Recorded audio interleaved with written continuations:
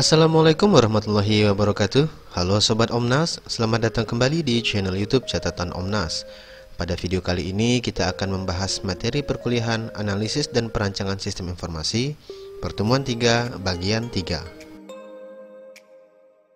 Adapun pokok bahasan kita kali ini adalah sebagai berikut.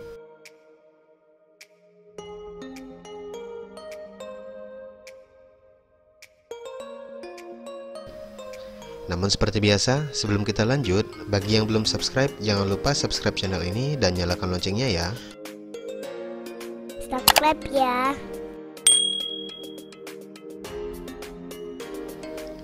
Baik, kita langsung saja masuk ke pokok bahasan kita kali ini, yaitu proses bisnis. Proses bisnis adalah serangkaian aktivitas atau prosedur yang saling terkait yang terdapat pada suatu sistem informasi, di mana tujuan dari dilaksanakannya aktivitas atau prosedur tersebut adalah untuk menyelesaikan permasalahan tertentu. Untuk mempermudah pemecahan masalah dan mempermudah mengilustrasikan aktivitas-aktivitas atau prosedur-prosedur yang ada, maka proses bisnis dapat dipecah menjadi beberapa subproses. Nah, masing-masing subproses ini nantinya akan memiliki atribut-atribut sendiri, namun tetap berkontribusi dan berintegrasi untuk mencapai tujuan dari superprosesnya atau proses utamanya. Dan pada praktiknya, analisis proses bisnis memang umumnya melibatkan pemetaan proses beserta subproses-subproses yang ada di dalamnya, sehingga terilustrasikan dengan jelas tingkatan aktivitas-aktivitas atau kegiatan-kegiatan yang terdapat pada proses bisnis tersebut. Terdapat beberapa karakteristik umum yang dianggap harus atau wajib dimiliki oleh suatu proses bisnis. Jadi setiap proses bisnis harus memiliki karakteristik-karakteristik berikut. Di antaranya adalah yang pertama, definitif. Definitif adalah karakteristik yang wajib dimiliki oleh suatu proses bisnis, di mana suatu proses bisnis harus memiliki batasan, masukan, serta keluaran yang jelas. Jadi sekali lagi, suatu proses bisnis harus memiliki batasan-batasan yang jelas, dokumen masukan yang jelas, serta dokumen keluaran yang dihasilkan dari proses bisnis tersebut juga harus jelas. Kemudian karakteristik yang kedua adalah urutan. Karakteristik ini menyatakan bahwa proses bisnis harus terdiri dari aktivitas yang terurut atau sequential berdasarkan waktu dan ruang terjadinya proses bisnis ini. Jadi harus jelas urutan-urutannya supaya nanti dapat dihasilkan solusi yang tepat bagi permasalahan-permasalahan yang ada. Contohnya, proses bisnis yang terdapat pada suatu perpustakaan. Kita contohkan dua proses bisnis yang terdapat pada sistem informasi perpustakaan, yaitu proses bisnis pendaftaran anggota baru dan proses peminjaman buku. Nah, kedua proses bisnis ini tentu saja harus sesuai urutannya, yaitu dimulai dari proses pendaftaran anggota baru terlebih dahulu, barulah bisa dilaksanakan prosedur yang berikutnya, yaitu prosedur peminjaman buku. Karena yang boleh meminjam buku biasanya adalah anggota yang sudah terdaftar, kan begitu ya? Nah, jika calon anggota belum mendaftar menjadi anggota, maka tidak bisa langsung ke prosedur kedua, yaitu prosedur peminjaman, tapi harus secara terurut, mulai dari prosedur yang pertama terlebih dahulu, yaitu pendaftaran anggota baru, barulah setelah terdaftar, anggota bisa melanjutkan ke prosedur yang berikutnya, yaitu prosedur peminjaman buku. Nah, kurang lebih seperti itu ya. Karakteristik yang ketiga adalah penerima atau pelanggan. Nah, suatu proses bisnis harus memiliki penerima hasil proses. Hal ini sudah jelas ya. Setiap proses bisnis pastilah harus memiliki penerima hasil proses. Kalau tidak, ya untuk siapa proses ini dilakukan? Kan begitu ya. Nah, kalau tidak ada yang menerima hasil proses ini, ya untuk apa dilakukan? Kan begitu. Jadi harus jelas penerima hasil prosesnya siapa. Ya, umumnya para penerima hasil proses ini adalah para pengguna dan orang-orang yang terlibat pada sistem informasi yang digunakan saat ini. Kemudian karakteristik yang berikutnya adalah nilai tambah. Transformasi proses bisnis harus memberikan nilai tambah kepada penerima hasil proses atau para pengguna. Ya, ini tentu saja ya. Karena jika tidak ada nilai tambah, berarti ya sama saja kan dengan sistem yang lama. Lalu mengapa sistem harus ditransformasi? Mengapa harus merancang dan membangun sistem yang baru kan? Kemudian karakteristik berikutnya adalah keterkaitan. Jadi proses bisnis yang ada biasanya tidak dapat berdiri sendiri, namun akan terkait dengan proses bisnis yang lain pada struktur organisasi yang ada, pada prosedur-prosedur yang ada. Nah, seperti yang tadi sudah kita contohkan, yaitu prosedur peminjaman buku itu tidak bisa berdiri sendiri. Tentu akan terkait dengan prosedur pendaftaran anggota baru. Karena seperti yang sudah dijelaskan juga bahwa yang boleh melakukan peminjaman buku tentu adalah anggota yang sudah terdaftar. Nah, seperti itulah kurang lebih contohnya.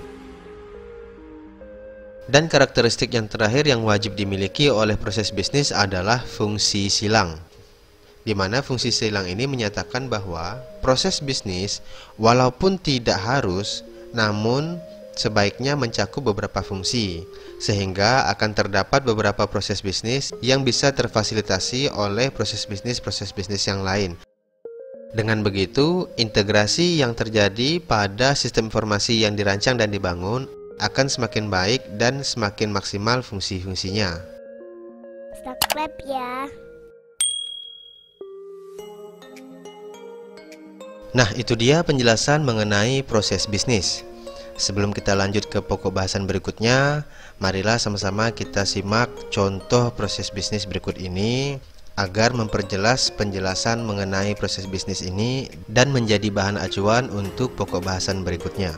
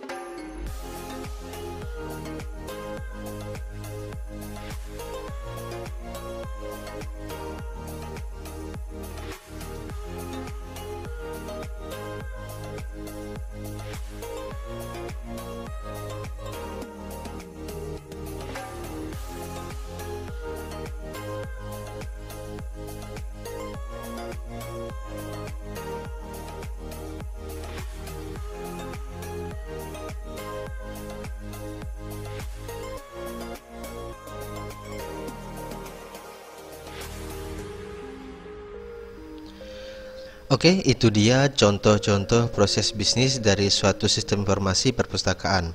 Namun sebelum kita bahas lebih lanjut, kita akan bahas terlebih dahulu mengenai activity diagram.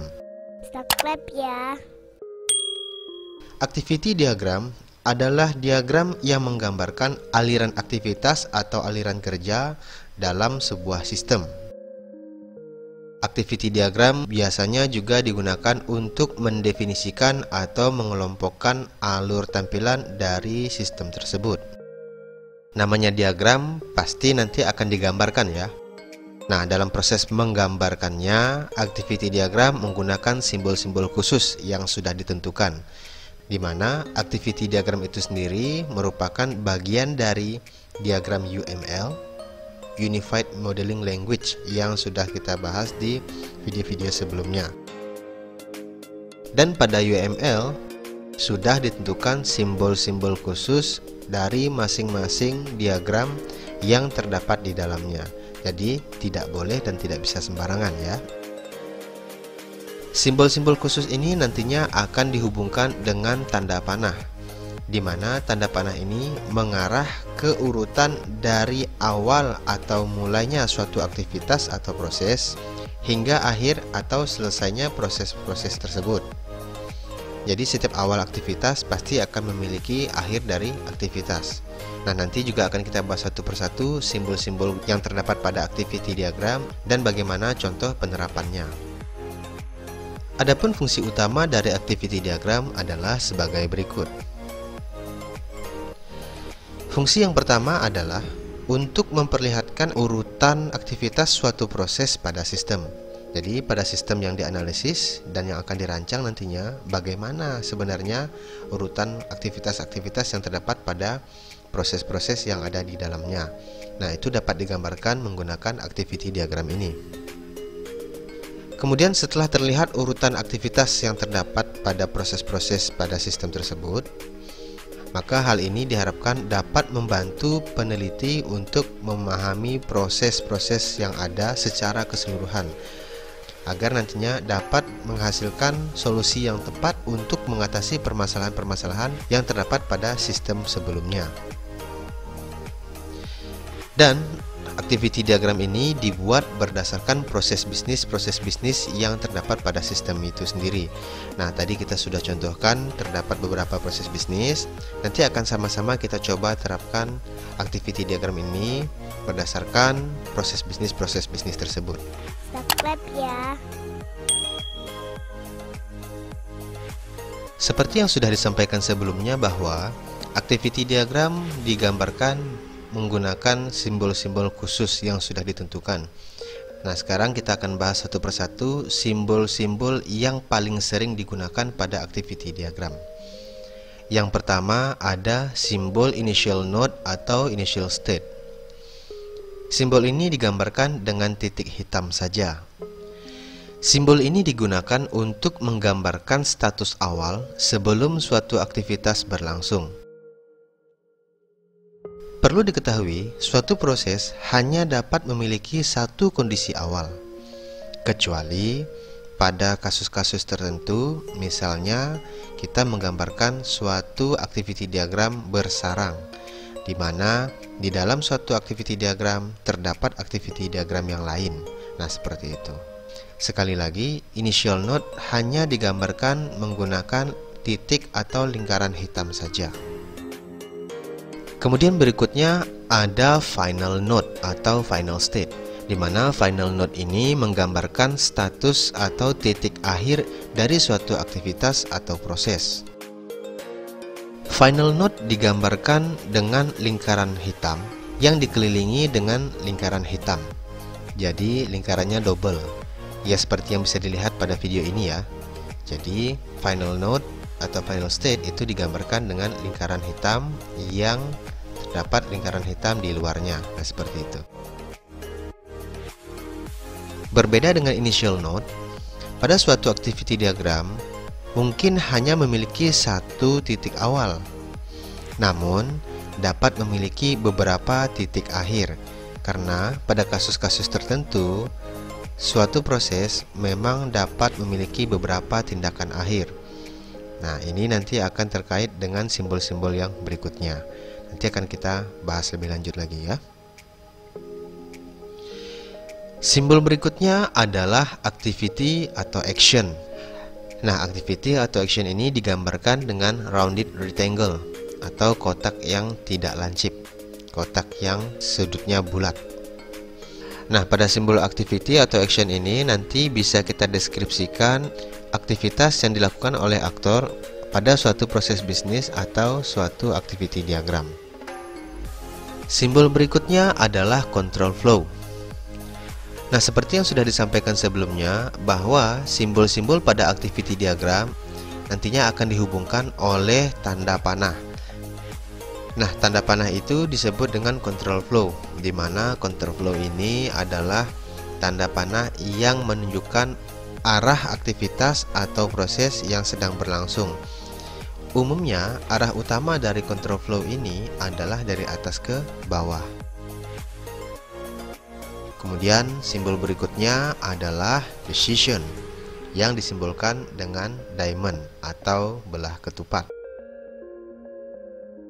Nah, simbol decision ini digunakan untuk menentukan langkah atau action selanjutnya dari action sebelumnya. Jika suatu action memiliki beberapa opsi penyelesaian, maka opsi tersebut disimbolkan dengan decision. Biasanya opsi ya atau tidak, namun juga bisa dengan opsi-opsi yang lain. Karena luaran dari decision ini tidak hanya 2 saja, bisa 3, bisa 4, dan seterusnya. Tergantung dari action atau activity sebelumnya yang menjadi sumber decision ini. Simbol berikutnya adalah data store. Nah, data store ini disimbolkan dengan gambar kotak, bisa persegi panjang, dan terdapat keterangan data store. Nah, sesuai dengan namanya, data store ini adalah simbol dari penyimpanan data yang terdapat pada suatu proses bisnis atau yang digambarkan dalam activity diagram. Dan simbol terakhir yang paling sering digunakan adalah swim lane. Swim lane ini juga digambarkan dengan kotak, namun kotak ini setidaknya dibagi 2, yaitu kotak kecil dan kotak besar di bawahnya. Swim lane ini berfungsi untuk mengelompokkan aktivitas-aktivitas yang terdapat pada suatu proses bisnis, di mana swim lane ini dapat mewakili banyak kategori yang terdapat pada suatu proses bisnis, seperti aktor, yaitu orang-orang yang terlibat pada suatu proses bisnis, bisa juga suatu peran, bisa juga suatu departemen, dan bisa juga tahapan-tahapan proses di mana suatu kegiatan berlangsung. Apapun yang dirasakan oleh pembuat dokumen harus ditekankan dan dikomunikasikan, maka bisa diilustrasikan dengan swim lane ini. Dan jika memang terdapat beberapa kategori informasi, maka swim lane ini nanti akan dibagi sesuai dengan jumlah kategori informasi tersebut, yang mana masing-masing kategori tersebut disebut dengan partisi. Jadi bisa dibagi menjadi 2 partisi, 3 partisi, dan seterusnya. Sejumlah berapa saja yang dibutuhkan dalam menggambarkan activity diagram. Subscribe ya.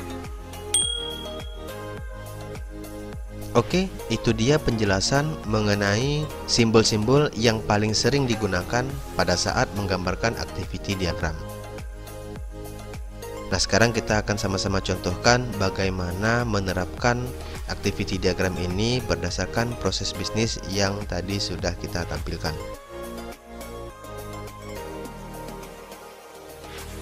Berikut adalah contoh activity diagram dari sistem informasi perpustakaan yang tadi sudah kita tampilkan. Di sini terdapat keterangan nama activity diagramnya dicontohkan adalah aplikasi perpustakaan Sugih. Dan seperti yang sudah disampaikan tadi, bahwa salah satu simbol yang paling sering digunakan adalah swim lane. Nah, di sini kita bisa lihat ada swim lane dengan 3 partisi ya. Yaitu partisi yang pertama ada calon anggota atau anggota, ini adalah aktornya atau orang yang terlibat di sistem informasi atau aplikasi perpustakaan ini. Kemudian terdapat aktor yang kedua yaitu pustakawan, dan terdapat proses atau peran dari aplikasi itu sendiri juga diilustrasikan dalam satu partisi. Nah, kita lanjut bahas satu persatu ya. Activity diagram ini digambarkan berdasarkan proses bisnis yang tadi sudah kita tampilkan, di mana pada sesi sebelumnya kita tampilkan terdapat 4 proses bisnis. Namun pada activity diagram ini kita akan bahas 3 proses bisnis yang sangat terkait hubungannya pada alur proses yang ada. Di sini kita bisa lihat terdapat 3 bagian utama dari activity diagram ini yang mengilustrasikan bahwa activity diagram ini terdiri dari 3 proses bisnis. Adapun proses bisnis yang digambarkan pada activity diagram ini adalah sebagai berikut.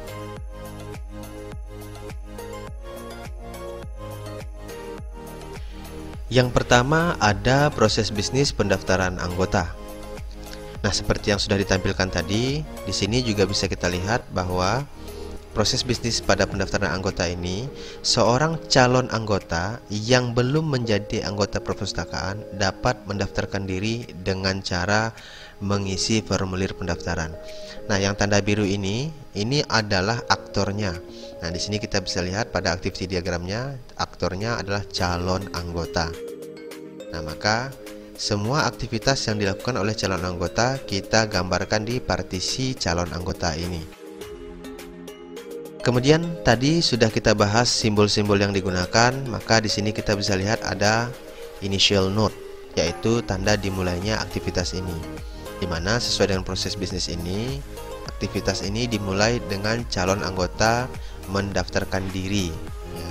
Nah, di sini mengisi formulir pendaftaran. Nah, ini dia sumbernya ya, mengisi formulir pendaftaran. Maka actionnya bisa kita deskripsikan calon anggota mengisi formulir pendaftaran. Kemudian setelah mengisi formulir tersebut, maka data calon anggota diinput ke dalam sistem oleh pustakawan. Nah, ini adalah aktor yang kedua. Di sini kita bisa lihat pustakawan. Maka semua aktivitas yang dilakukan oleh pustakawan kita deskripsikan pada partisi pustakawan. Nah, di sini dikatakan bahwa diinput ke dalam sistem. Nah, sekarang kita lihat. Nah, formulir yang tadi diisi oleh calon anggota diperiksa terlebih dahulu oleh pustakawan. Subscribe ya. Nah, di sini terdapat simbol decision ya. Keterangannya adalah isian sudah lengkap. Nah, maka dari decision ini berdasarkan action sebelumnya atau activity sebelumnya memeriksa kelengkapan isian form, maka terdapat dua keluaran ya. Terdapat dua action, yaitu action dengan kondisi iya dan kondisi tidak, di mana yang diperiksa adalah isian sudah lengkap. Jika isian belum lengkap, keterangannya tidak, maka aliran data akan kembali ke calon anggota, di mana calon anggota diminta untuk melengkapi isian. Setelah melengkapi isian, formulir akan diserahkan kembali ke pustakawan dan diperiksa kembali. Dan jika isian formulir sudah lengkap, maka aktiviti berikutnya adalah input form pendaftaran. Nah, di sini ya, jadi data calon anggota diinput ke sistem oleh pustakawan. Nah, input form pendaftaran oleh pustakawan. Nah, seperti itu.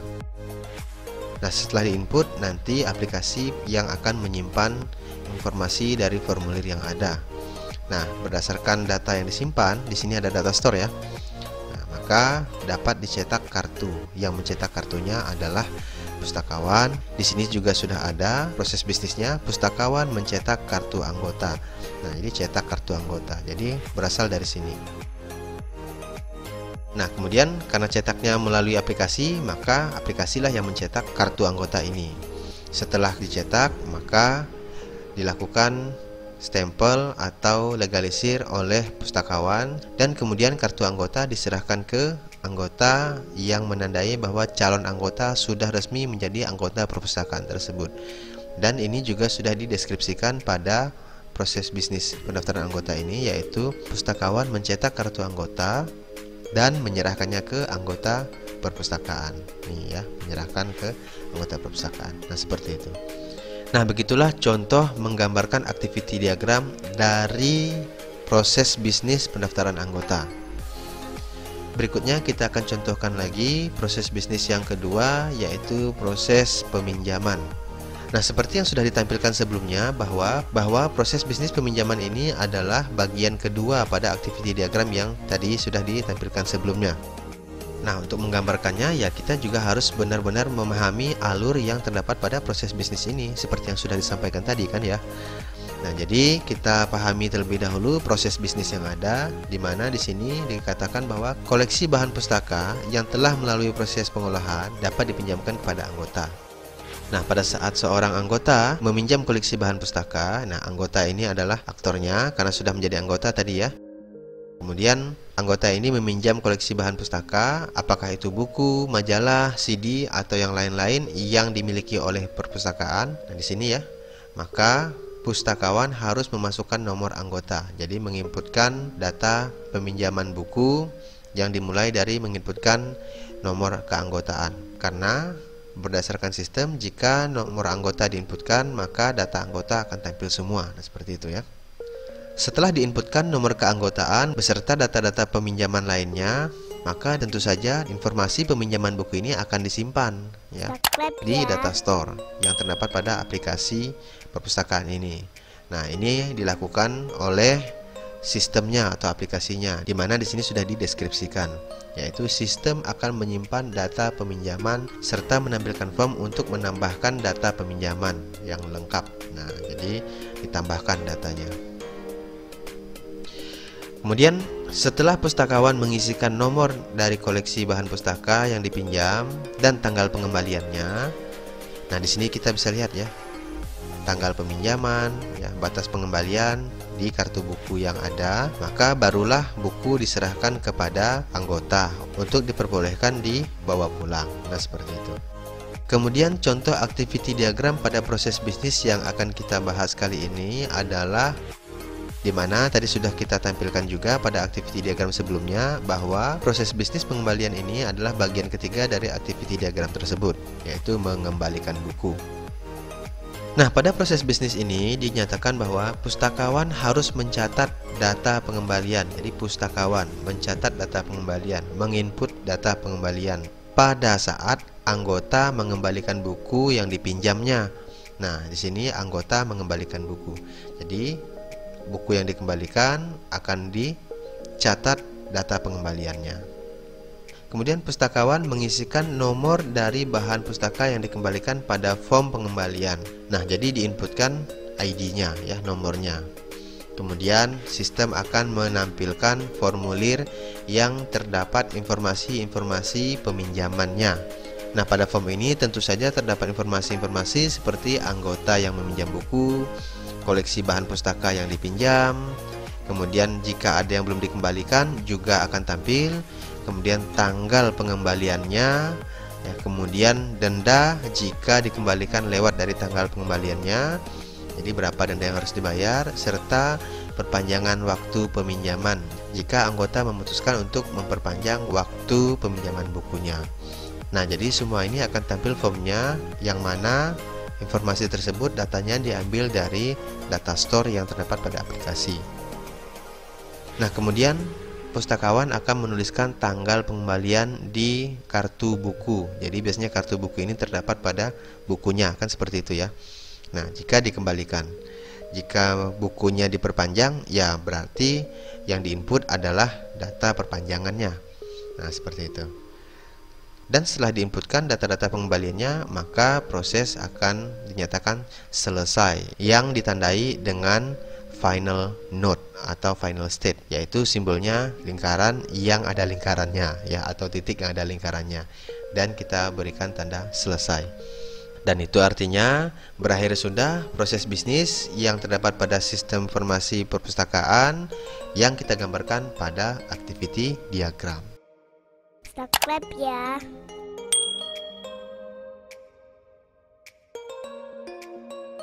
Nah, demikianlah pemaparan materi perkuliahan analisis dan perancangan sistem informasi pertemuan 3 bagian 3. Semoga dapat dipahami dengan baik ya. Jangan lupa like video ini dan tinggalkan komentar agar kita dapat berdiskusi lebih lanjut terkait materi yang kita bahas pada video kali ini. Dan jangan lupa share video ini ke media sosial sobat agar teman-teman yang lain juga dapat mengambil manfaat dari video-video yang ada di channel YouTube ini. Sampai ketemu di video-video berikutnya. Wassalamualaikum warahmatullahi wabarakatuh.